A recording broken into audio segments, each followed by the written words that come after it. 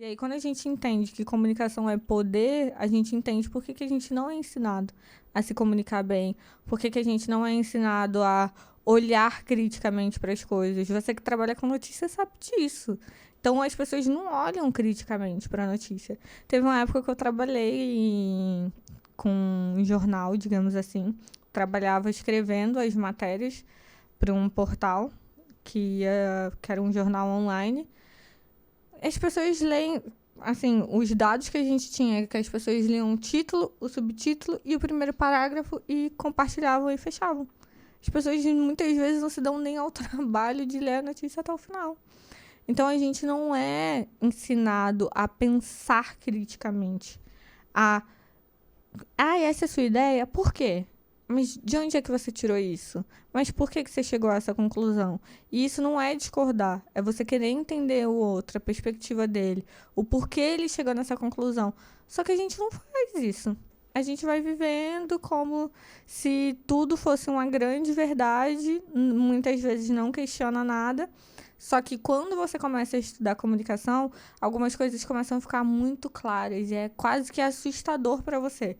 Porque você vê a pessoa usando gatilho mental, você sabe por que que a pessoa tá fazendo aquilo, você vê... Falando em gatilho mental, ela depois... Foi por causa do Giovanni, né? Foi. É, porque ela ouviu bastante ele falar Aham. sobre gatilho mental, aí ela foi... Eu posso contar? Conta. Ou é comprometedor não. demais? Hã? Não fala o nome, não fala o nome.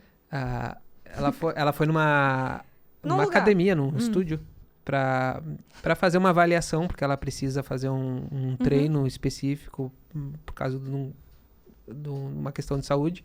Uhum. E ela chegou no estúdio e o cara começou a meter gatilho mental nela, dizendo assim, porque essa promoção só vai até hoje.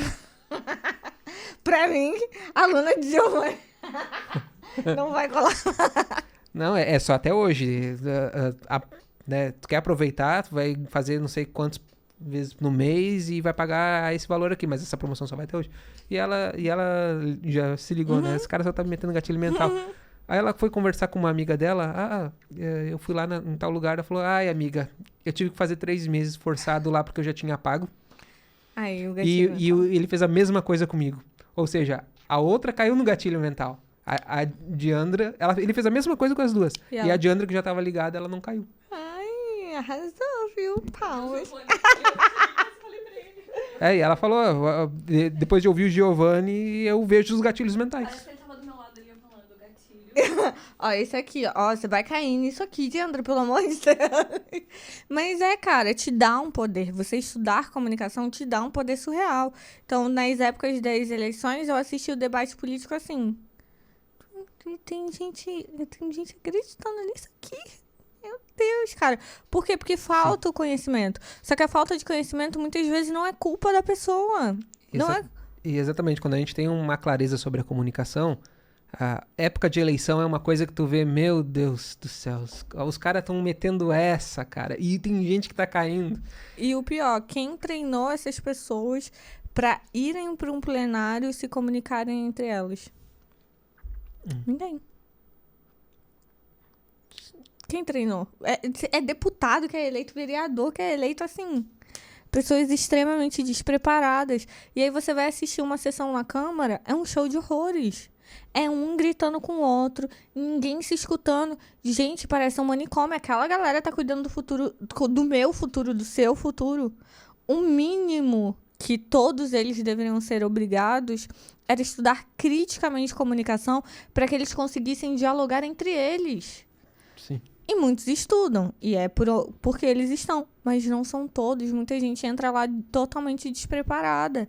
Então, assim, tem muita gente que hoje está no poder que fica claro que a pessoa está no poder porque ela entende de gatilhos mentais, ela entende de persuasão, O que leva as pessoas a votarem não é mais o racional, é a emoção. Você vota baseado na sua emoção, com quem você se identifica mais, com a ideia que te conecta mais, com quem você defenderia ali de unhas e dentes. Não à toa, as pessoas discutiam entre si dentro da família delas para uma pessoa que elas nem conhecem, cara.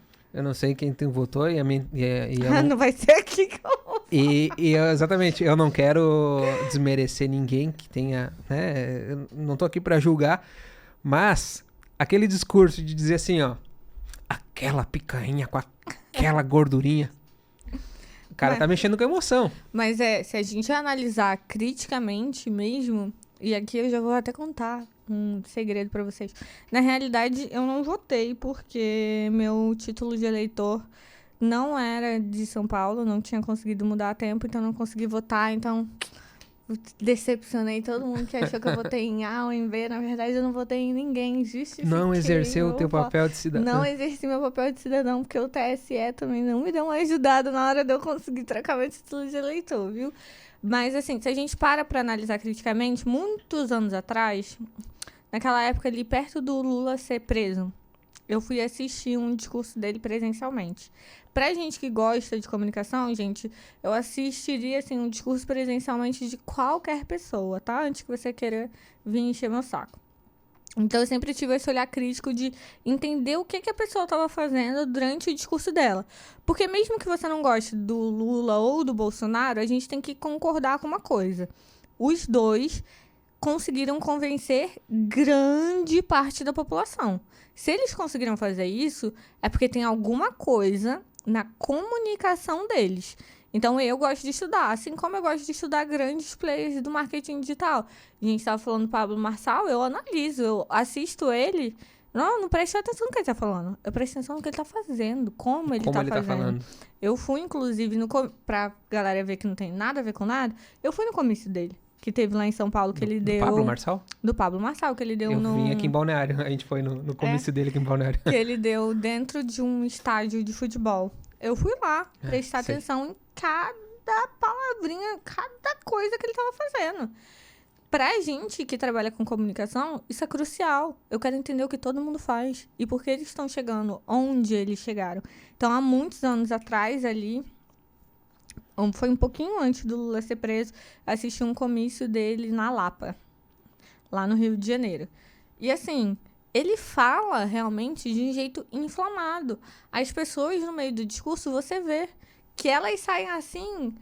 Cara, se der um fósforo na mão de alguém, a galera mete fogo em tudo.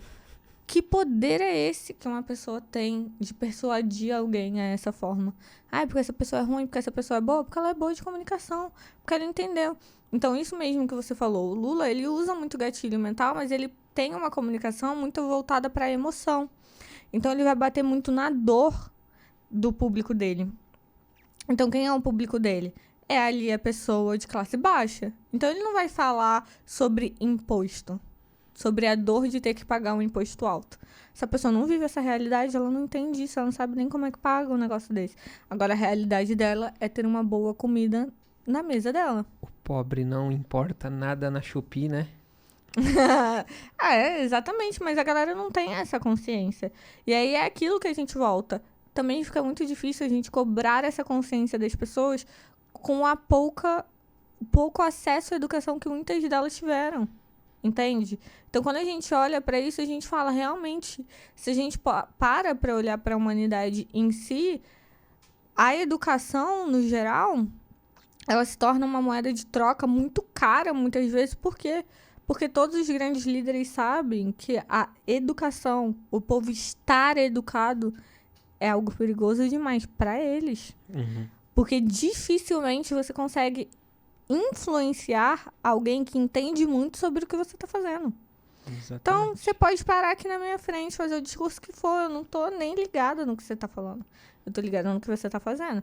Que gatilho mental você está usando, o que você quer com isso. Mas o próprio Pablo Marçal, ele ensinou a gente a meio, não sei se proposital ou se não era essa a intenção, mas agora a gente já tá vacinado. Ele ensinou a vacinar a gente contra ele mesmo, porque ele sempre falou sobre gatilhos mentais e ele fala de tudo um pouco, né? Ele fala também de comunicação, fala de coisas, de destravar. E depois que tu aprende essas coisas, tu começa a olhar pra ele e tu começa a falar, o cara tá querendo me meter gatilho mental o tempo todo. Sim. Só que olha que louco. A galera acha que você começar a se armar com esse conhecimento, digamos assim, você vai perder o poder de compra. Então, eu não posso te ensinar tudo que eu sei de comunicação, porque se eu te ensinar, você vai saber o que eu tô fazendo, logo você não vai me comprar mais. Só que a questão é, Quando você tem um conteúdo autêntico, alinhado, e quando a pessoa gosta de você por quem você é, ela vai olhar, ela vai saber tudo que eu tô fazendo com ela. E ainda assim ela vai comprar. E aí, esse que é o extraordinário. Aí, quando você vê que você é bom mesmo. Porque mesmo a pessoa sabendo o que você tá fazendo, ela decide te comprar.